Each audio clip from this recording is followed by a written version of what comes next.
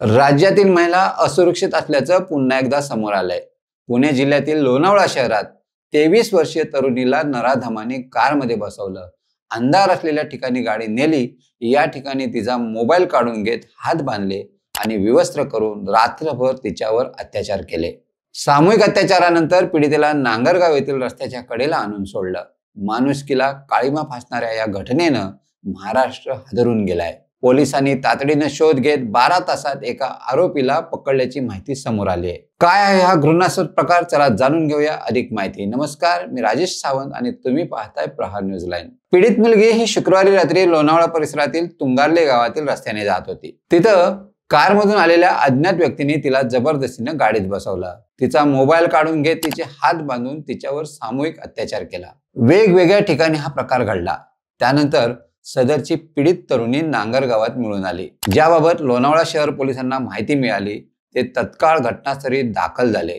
भेदरलेल्या अवस्थेत असलेल्या तरुणीला ताब्यात घेत तिची वैद्यकीय तपासणी करण्यात आली। या घटनेची माहिती मिळाल्यानंतर 12 तासात या प्रकरणातील एक आरोपी शोधून त्याला लोणावळा शहर पोलिसांनी ताब्यात घेतले असल्याची माहिती पोलीस निरीक्षक रामा घरे यांनी पत्रकार परिषदेत दिली। या घटनेचा पुढील तपास सुरू असून इतर आरोपींचा शोध सुरू असल्याचे पोलिसांनी सांगितले। तिचा जबाब नोंदवला असता तिच्यावर 25 ते 30 वयोगटातील 3 अज्ञात नराधमांनी कारमध्ये अत्याचार केला असल्याची धक्कादायक माहिती समोर आली। लोणावळा हे पर्यटन स्थळ आहे, इथे लाखो पर्यटक येत असतात।